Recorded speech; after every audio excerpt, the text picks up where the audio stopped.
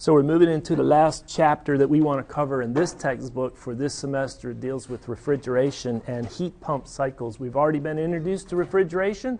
The purpose, take some heat transfer out of a low temperature source and dump it, plus some work, to a high temperature sink. That's refrigeration. So you think about having a low temperature and you have a high temperature. And you have a system that the engineers designed and built, and you provide work to the system, and it transports some heat out of the low temperature, and from the first law, it dumps it to the high temperature, which is a combination of the work supplied plus the heat removed from the low temperature. True? And you want to put a rate on it? Sure, everything can be a rate as well as amount, like that. This system operates in a cycle. That's a refrigeration system, okay? And it operates in a cycle. We want to understand more about those refrigeration cycles. What about heat pump? Well, you might as well study heat pumps if you're going to study refrigeration, because the goal of the refrigeration is a large QL, or large Q.L, true? What's the goal of a heat pump? Q.H. It's the same system, can be run, but the goal is to provide heat to something that's warm compared to where you're grabbing some heat from. How many people know they've been in a house and, hey, I just paid a lot of money, I had a brand new furnace installed, a brand new heat pump system. In the summer, it's your traditional vapor compression refrigeration system to get the heat out of your house to keep your house cool in the summer. But in the winter, the heat pump system kicks in, and it actually takes some heat from the cold outside of the house, in addition to the electricity that you're paying from CPS to purchase it, to run the system, and that then contributes the heat to the inside of the house. Instead of just resistive heating, electric resistive heating, which unfortunately there's a lot of homes in San Antonio still, that's all they got. It's the cheapest, easy to install electric resistive heating. It should be outlawed. It's so stupid. It's like buying a car, and then the car automatically has 1 foot on the brake and 1 foot on the gas. That's kind of like electric resistive heating. It's just, it doesn't win any awards in energy conservation. You can't build a green building and get it LEED certified with electric resistive heating. Ain't going to happen. It's like no good. You don't need a really good engineer to design electric resistive heater. You just go to Walmart and buy it. You plug it into the wall, right? Everybody's seen it.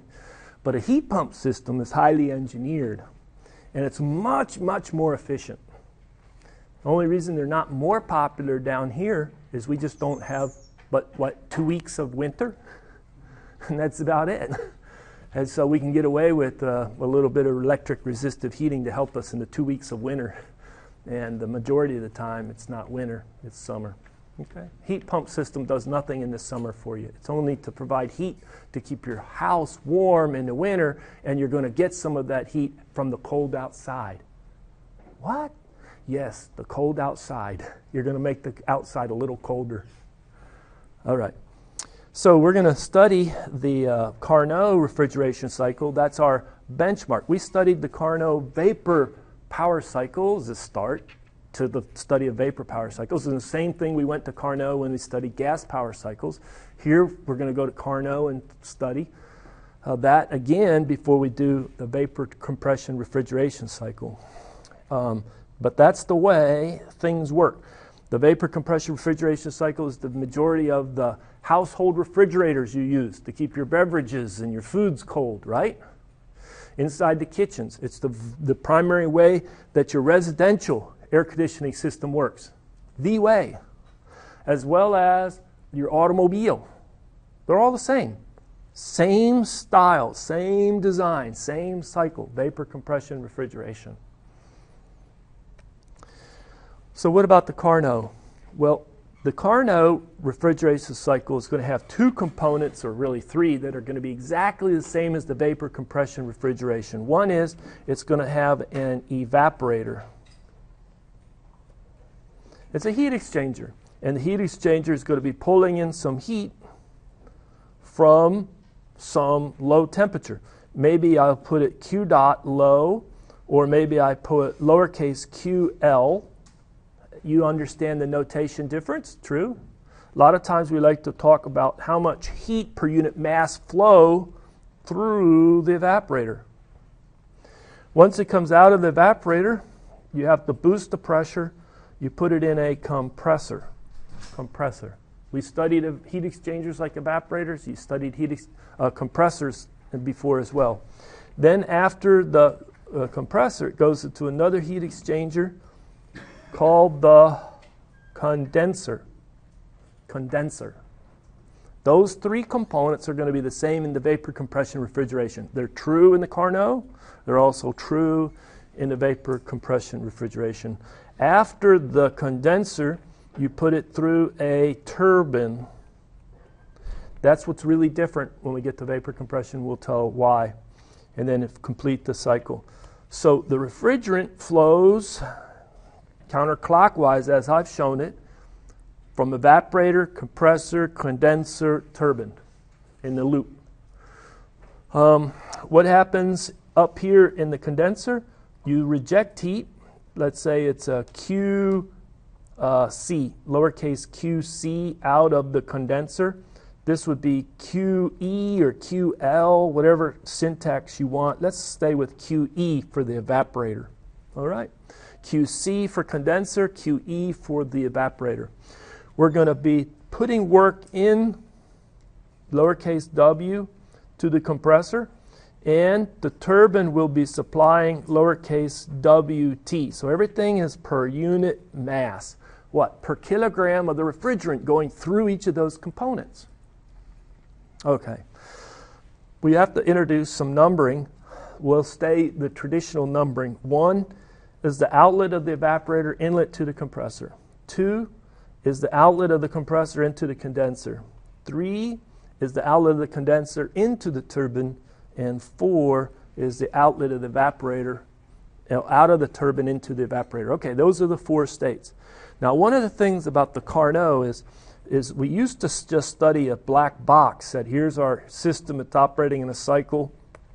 Here's our low temperature, TL. Here's our high temperature, TH. And what we have is we have this work coming in net to the cycle, and we pump up QL, and we pump up QH. True? Just like that. Now we're understanding how you can make that actually happen. But one of the things is we said all of the heat that comes in at QL has to come in at TL. All of the heat. You can't have some of it come in at lower temperature and then some of the heat come into the cycle at higher temperature.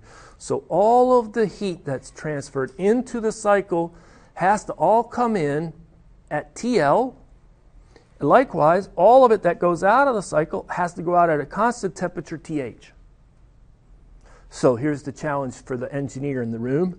How do I have a fluid go through a device called a heat exchanger, called an evaporator, and always remain the same temperature, even though I'm adding heat to it as it flows through the system?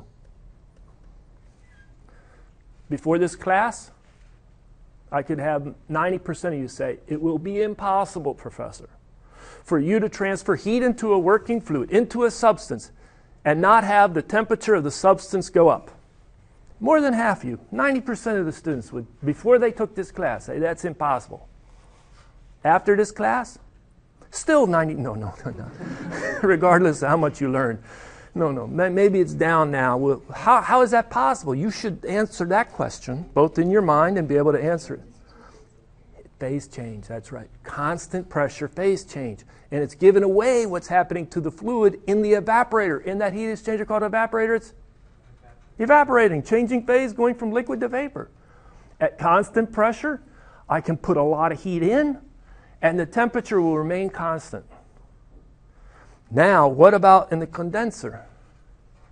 Can I have it the same thing happening? Heat transfer out, heat transfer out, heat transfer out of the fluid, and it's not changing temperature. It's always staying at TH. That's the key to the Carnot, yeah, and it's condensing. It's condensing in the condenser. The fluid is condensing in the condenser, right? So how does this look on a temperature entropy diagram?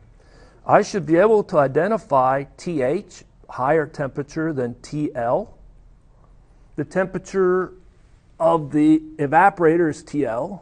The temperature of the condenser is TH.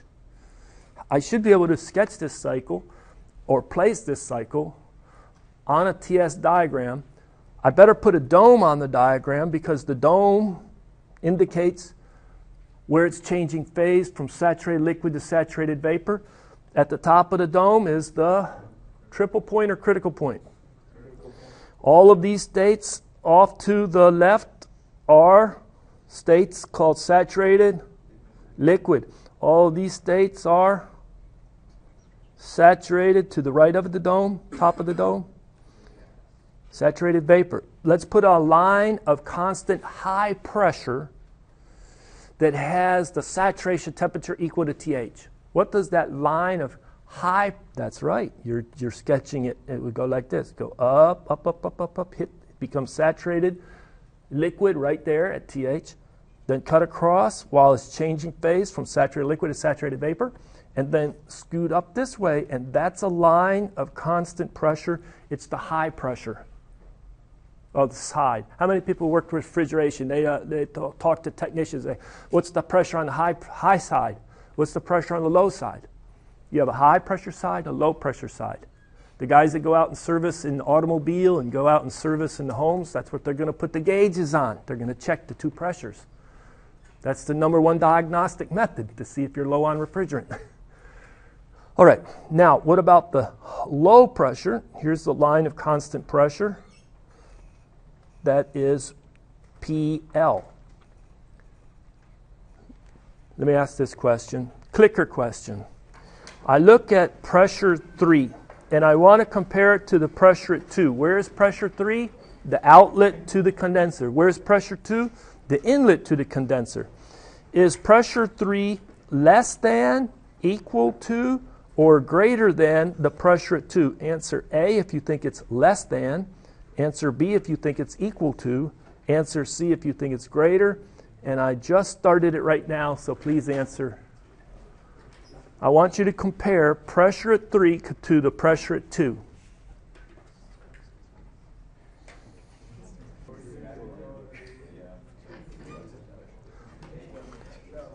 Let me do this. Before I grade that one, let me ask this question. Pressure at 2 compared to the pressure at 1. Is the pressure at state 2, here's state 2, that's the outlet of the compressor. Pressure 1, inlet to the compressor.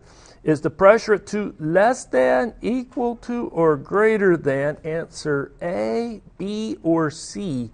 How does the pressure at 2, the outlet of the compressor, compare to the pressure at 1, the inlet to the compressor?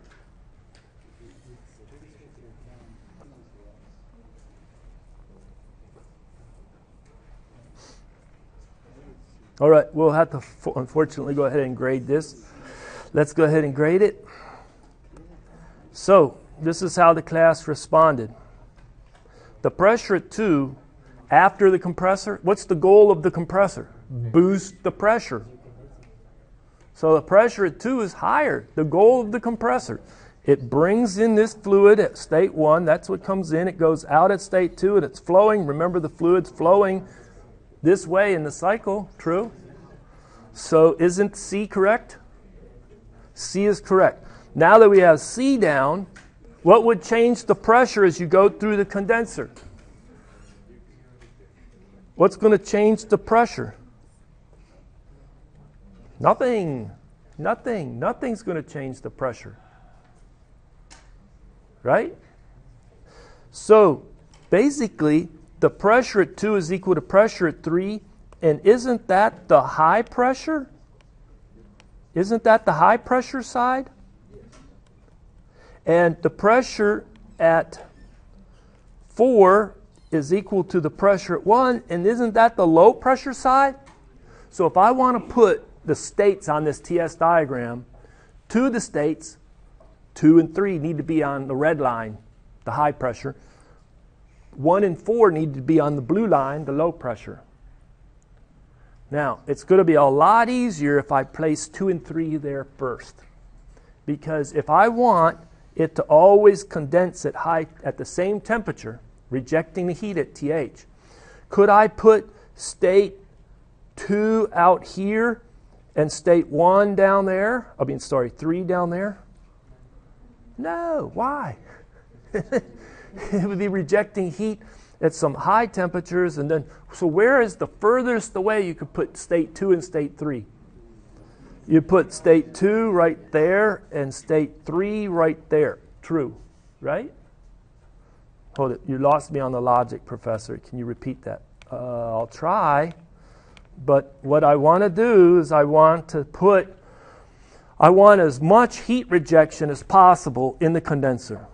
But it all has to happen at the same temperature, TH. So I want to put as far away, state 2 from state 3. I'll put state 2 to be, I forgot. Would state 2 as where I put it, here's a clicker questions, 2, would that be saturated vapor or superheated vapor or saturated liquid or subcooled liquid? Is it answer A, B, C, or D? State 2, how would you describe it?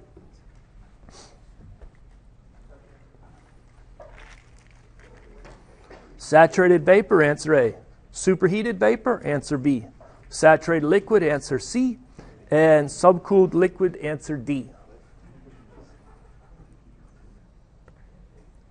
Well, a lot of us believe it's saturated vapor, and I agree. It is saturated vapor, isn't it? State 2, where I've shown it on the TS diagram, is saturated vapor. All right. Should we try and redeem the last? There was only 4 people that answered incorrectly. Should we try to give them a chance? All right, here it is. State 3. Where is state 3? A, B, C, or D? I'll let it go. You can ask the question now. You got 30 seconds, though. Would you happen to have an extra There's a budding engineer, a problem solver. That's all engineers are, is problem solvers. How to get the system to work. All right, let's hope we have 100% participation and correctness. Oh, come on now.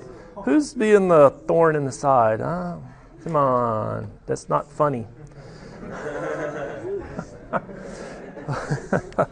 All right, so now it's a lot easier to say for the Carnot that this is saturated vapor and this is saturated liquid. Now, if I look and I want to get to where state 4 is, where is state 4 on this TS diagram? Well, it has to be along the blue line, right? Low pressure. Where could it be? Do you think the traditional assumption it would be a well-insulated turbine? Or is the purpose of the turbine to transfer heat? No, it's well-insulated. It's adiabatic expansion through the turbine, true? Do you think Carnot, maximally efficient, is going to have a lot of friction and irreversibilities? No, it's going to be reversible. Internally reversible, adiabatic. You put those two together, it says isentropic. So where is state 4 compared to state 3? Straight down, straight down, straight down. So there is state 4. Now, where do you think state 1 should be? Straight down below state 2. So it goes in a circle like this. That's the loop. That's the direction of the cycle. You go 1, 2, 3, 4. True? Now, if I wanted to analyze this system and maybe come up with a metric of performance, maybe the coefficient of performance for the refrigeration cycle, what would it be? It would be what I desire. What do you desire? A lot of heat removal at low temperature in the evaporator over what I have to buy or pay for or contribute. And that will be the network. Well, what's the network? The network is I'm going to have to provide a lot to run the compressor, and the turbine's going to come out and contribute a little bit. True? So it's a subtract a positive outlet of the turbine. That would be the network. So if I do the first law around the compressor, and I know that I changed the sign, WC is in, to the compressor. It's into the compressor. What is WC, that's the work per unit mass? Is it going to be H2 minus H1 or H1 minus H2? I know it's a difference in H's, Professor. E or B? Do a first law around that compressor. WC into the compressor. Is it H2 minus H1? Answer A. Or H1 minus H2? Answer B. All right. Before I grade that one, let me ask this question. I just want you to tell me what is the comparison between H1 and H2? This is the inlet to the compressor. This is the outlet to the compressor, right? Right? So, is it greater than, equal to, or less than? Answer A, B, or C. The enthalpy. Inlet to the compressor compared to the outlet enthalpy of the compressor. Is inlet enthalpy greater than exit enthalpy? Equal to, or less? All right, I have to answer one of these questions right away. What is enthalpy a measure of or indication? I say, oh, I have a high enthalpy of the fluid at this state. What does that high enthalpy mean? High energy content. High internal plus flow, work. U plus PV. If I have fluid at really high temperature, high pressure, it's going to have a high enthalpy. If I have fluid at low temperature, low pressure, it's going to be a low enthalpy. True?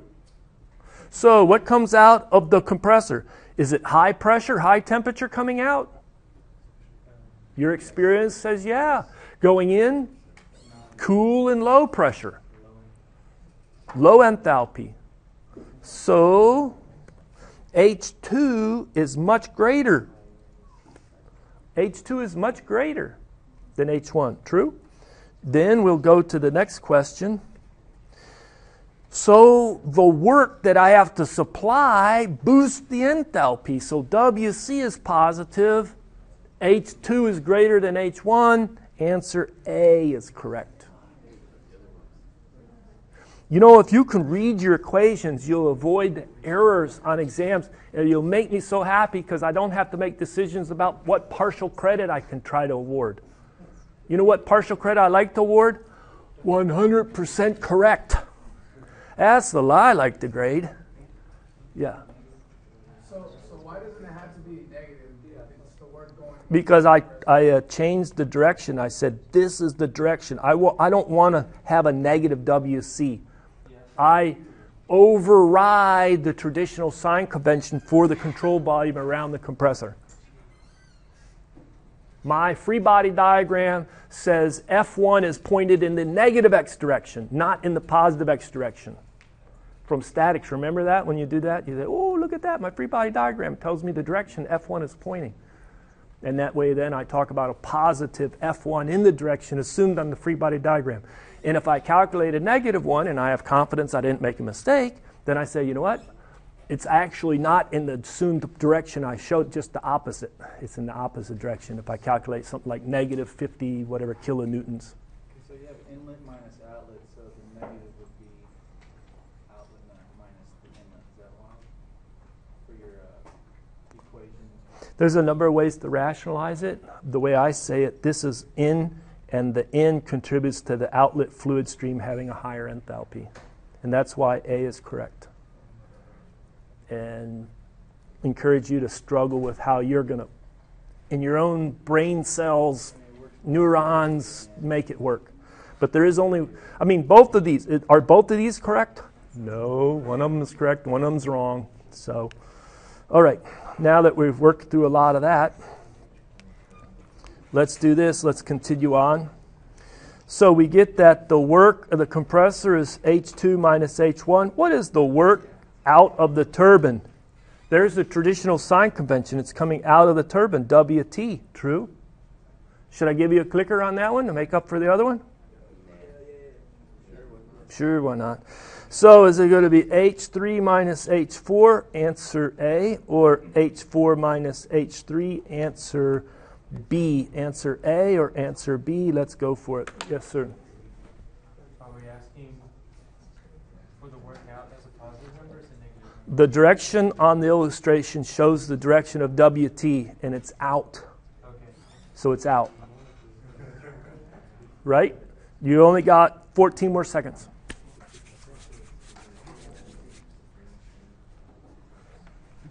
Oh no, oh no, oh no, oh no.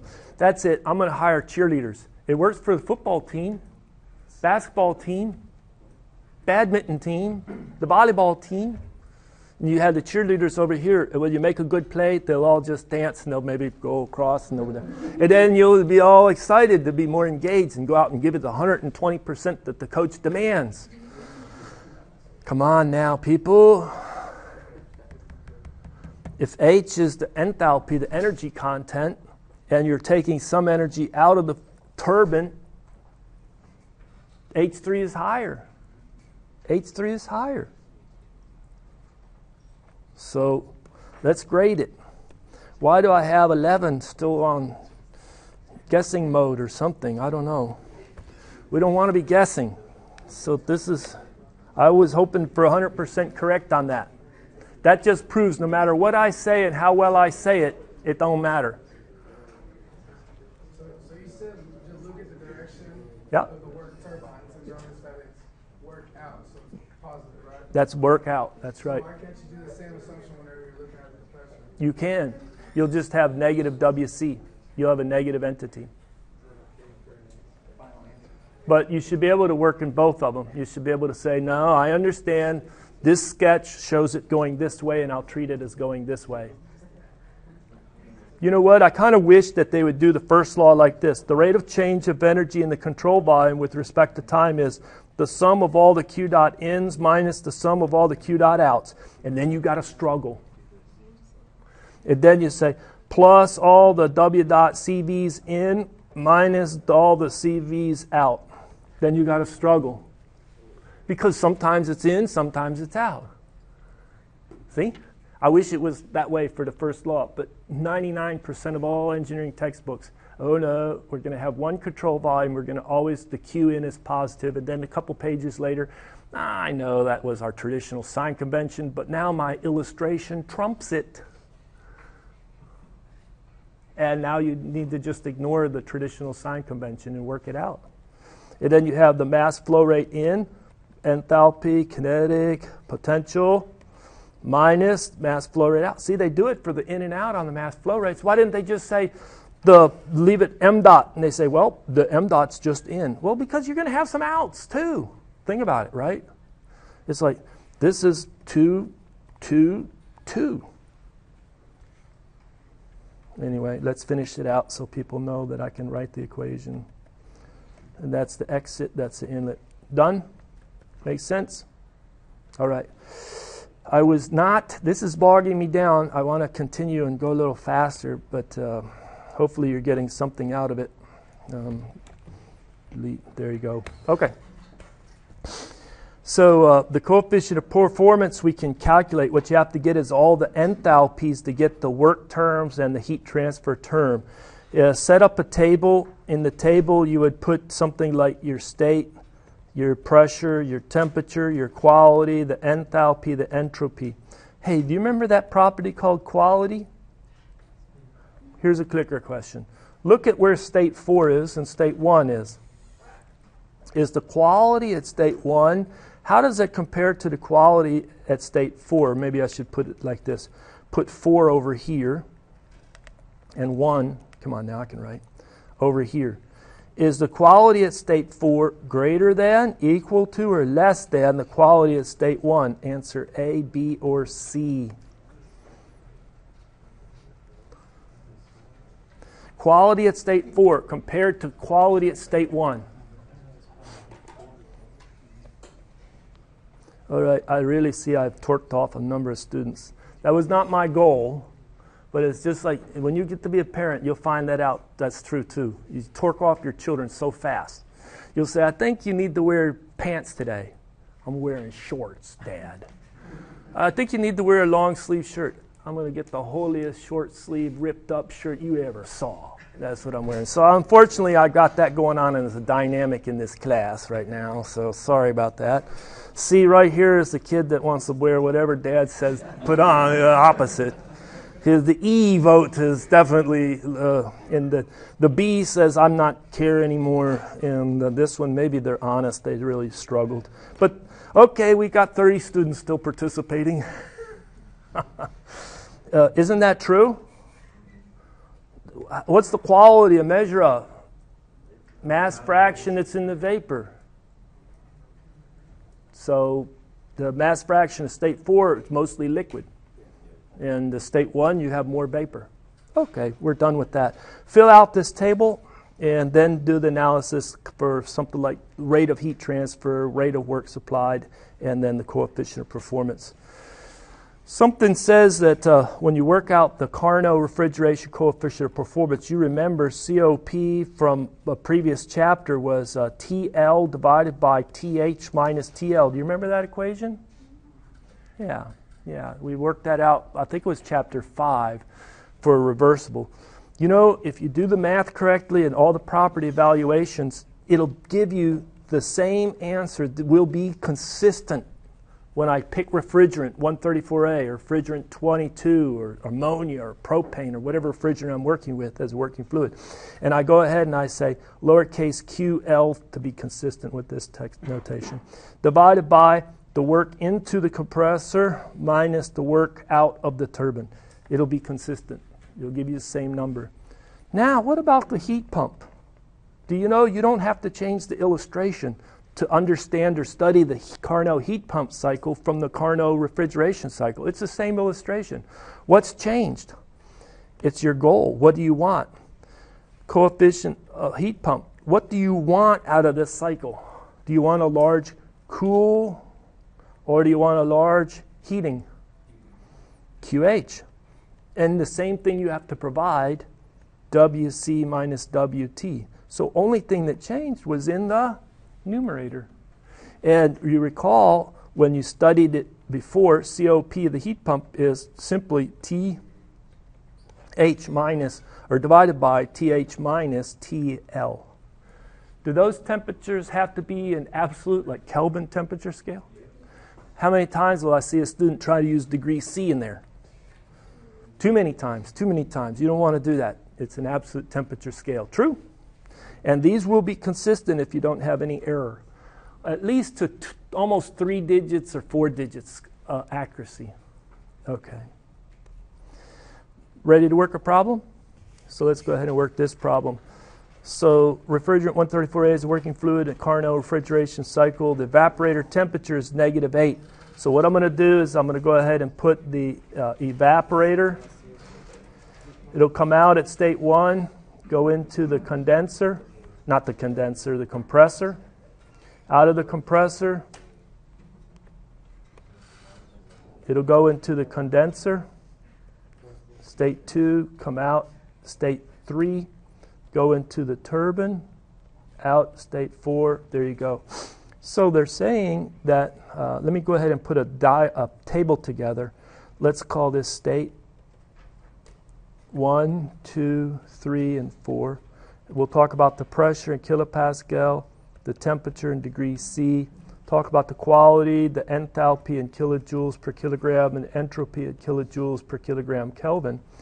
Now, take a look at state 1. That's what's coming out of the evaporator. So the evaporator temperature is -8 degrees C.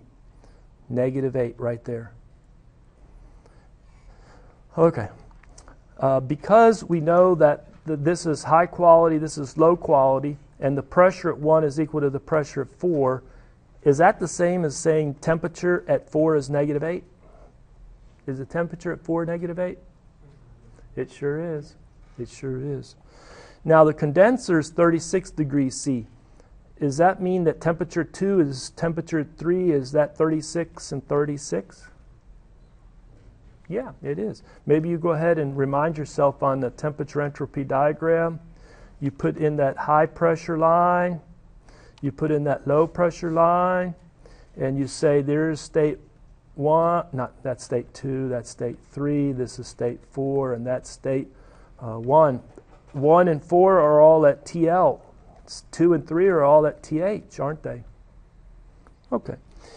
Now, the mass flow rate of the refrigerant is 5 kilograms per second, so m dot is equal to 5 kilograms per 60 seconds. So minute to 60 seconds, do that conversion real fast. They're asking you to calculate the rate of heat transfer to the refrigerant passing through the evaporator. So Q dot in the evaporator, isn't that going to be the mass flow rate, which we just were given in the problem statement, times the enthalpy 1 minus enthalpy 4? Yeah, sure. How about the net power input to the compressor? Well, it's going to be W dot, no, the cycle, not compressor, just W dot net in the mass flow rate. Then we're going to have a change in enthalpy H2 minus H1 for the compressor minus H3 minus H4 for the turbine output. Okay. Then the coefficient of performance, the COP of this refrigeration cycle. Well, if I got the answer for part A, and that's what I desire, and I got the answer for part B, and that's what I had to provide, I just take the ratio of the two answers from part A and part B, and I'm done. Everything boils down to those enthalpies. I need to get those enthalpies. So where is enthalpy probably 2 is the easiest one, right? What is the enthalpy at state 2, this state right here? Well, it's saturated vapor, isn't it?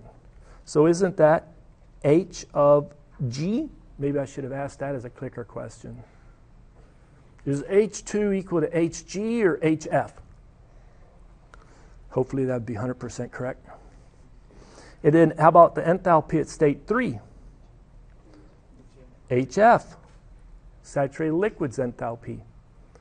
Okay, how do I get the enthalpy at state 1? Well, I need to get the quality at state 1. Then I would use the equation, I'm running out of room, but I would use the equation that H1 is equal to the quality, not the quality, I need to put HF plus X1 HFG, true?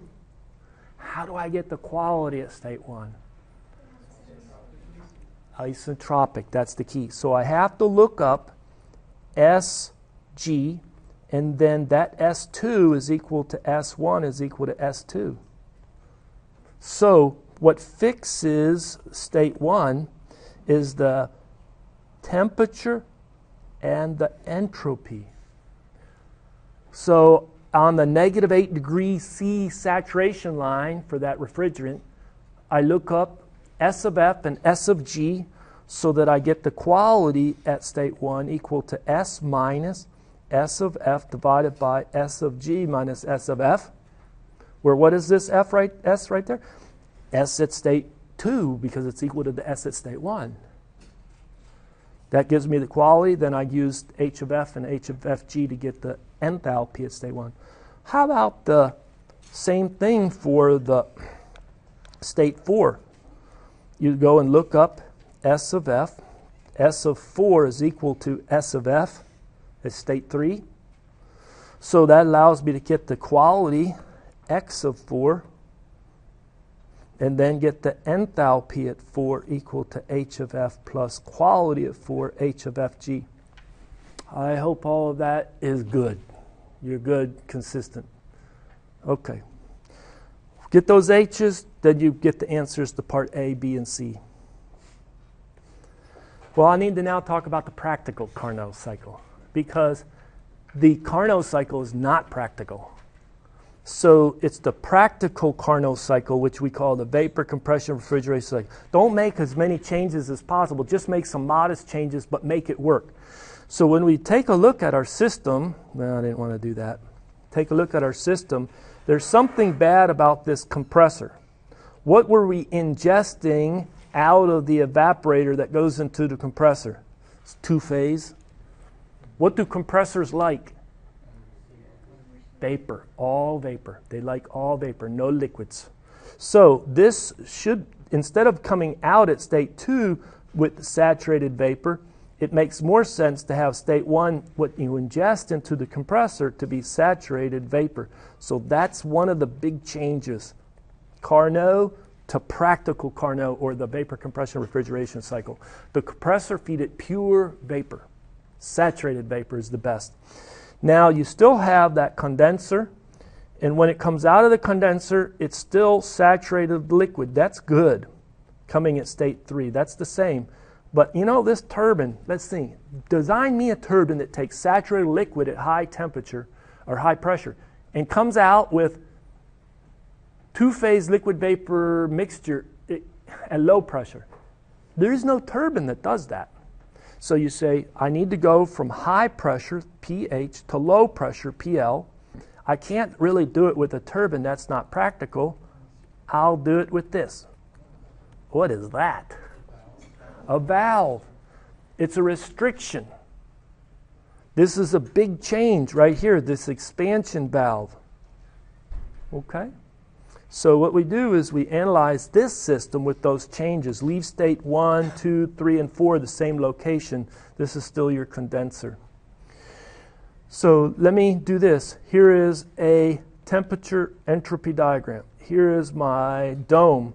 Here is my line of high pressure. Here is my line of low pressure. Where is now state 1? Is it still on the blue line? At low pressure? But it's now way over here, isn't it? Okay, where is state 2? Well-insulated, reversible compressor? Straight up.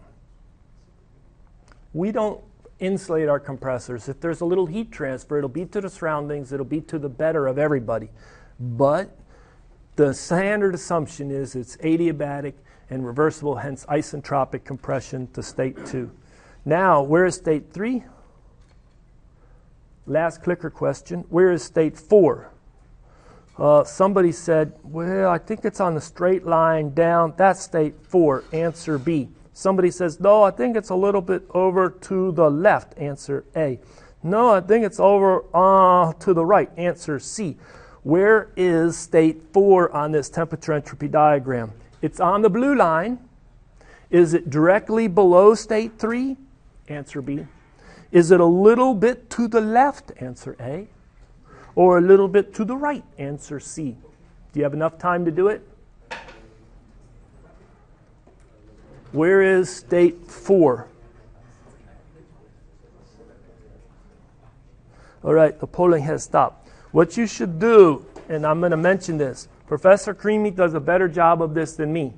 He says every time those students need to analyze something like the expansion valve, they need to start with the most general form of the first law of thermodynamics, the most general form of the second law of thermodynamics, and they need to tell me and explain why this term is equal to 0 before they just cross it off. They need to justify and defend why they do each one of those, crossing off and zeroing out. You know, I get kind of tired of doing that. I've been doing it all semester. Last time, the rate of change of energy in the control volume with respect to time is equal to the rate at which it's transferred in with heat minus the way it goes out with shaft power. Plus you're bringing in mass in with its enthalpy in, its kinetic energy in, potential energy in, and you're going out with the mass flow rate, enthalpy exit, kinetic energy exit, potential energy exit. Why is this term 0? It's steady state. 99% of our analysis is steady state. There's no accumulation or depletion of energy in the control volume surrounding the expansion valve. Why is Q dot equal to 0? It's not a heat exchanger. The purpose is just to drop the pressure. First assumption, negligible amount of heat transfer. Why is W dot equal to 0? Where's the shaft in or out? There's no shaft in or out. It's steady state. Is that mass transfer equal to that mass transfer? Yeah. Is there a change in kinetic energy? No. There's nothing. It's not a nozzle. It's not a diffuser. Those are devices for changing the speed. How about the change in potential energy? Is there a great gravitational, height change in this expansion valve? No, they're not tall columns. So what's it boil down to? This whole energy balance boils down to H in equal to H out. You do the same thing. Second law, rate of change of entropy in the control volume is equal to, it can come in with the heat transfer. It can come in with the mass transfer. It can go out with the mass transfer. Am I done with the equation? No. It could have some irreversibilities which would lead to a production of the property called entropy. Why is this term 0? Steady state. Why is this whole thing 0? No heat transfer. The same m dot's the same m dot, true? If it's irreversible, that is not 0. If it's reversible, sigma dot's equal to 0. And if it's negative, no, you just violated the second law of thermodynamics. True? That has to be greater than or equal to 0. Is this equal to 0 for flow through an expansion valve?